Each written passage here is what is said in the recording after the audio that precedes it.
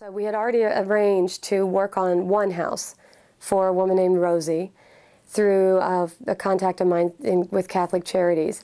And so we knew we were going to do one house, and that was our expectation.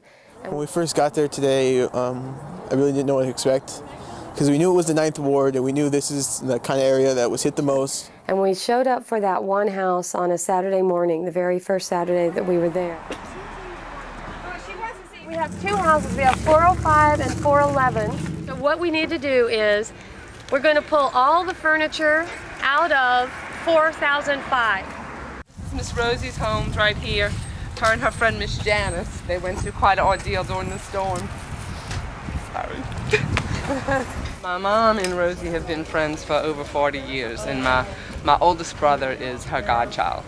And so we really didn't think they had made it through the storm because we knew they didn't leave. She finally got in touch with us like almost 2 weeks after the storm. So we were able to, so she's living with my family, right? My husband and I and my kids right now, her and Miss Janice, who's the disabled lady who lives with her, which is, she didn't leave because of the cats and the parrot and Miss Janice. Miss Janice became disabled and now lives with her. Yeah, God, look at all the help I got. This is Rosie's team. Look at the baby cry. Thank you. What can I say?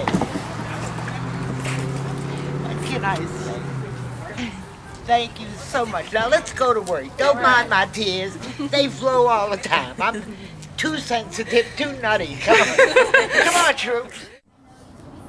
It'd be like you took all of your worldly possessions, put them in a giant blender, added water, ran the blender, and then put it all back down in the house and just pouring it in. I guess I wasn't expecting that. I hadn't thought about like what would happen if stuff was just sitting in water for so long, and then like how fast the water was moving and everything. It's horrible, like to see that meaningful like belongings that in our house can be washed away, and then to have to take those and to throw them out on the street.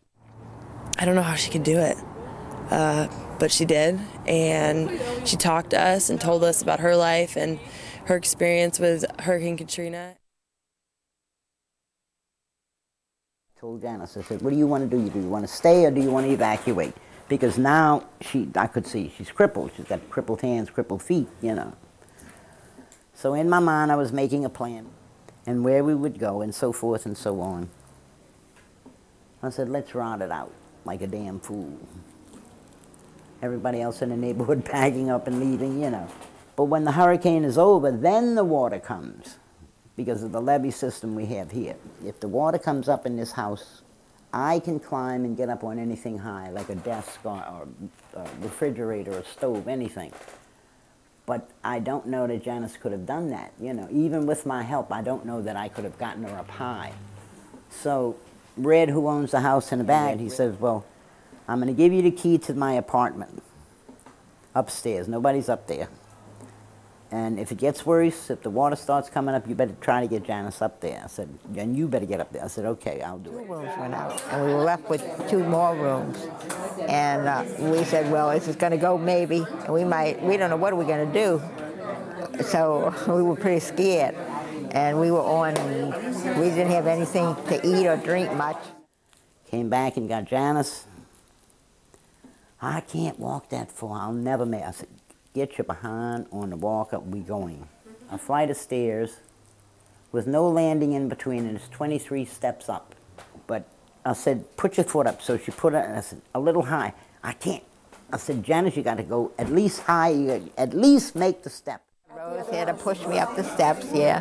That's true, yeah. And she kept saying, well, go ahead, you can do it. I'm gonna put my shoulder under your butt, and when I push, you bring 1 foot up.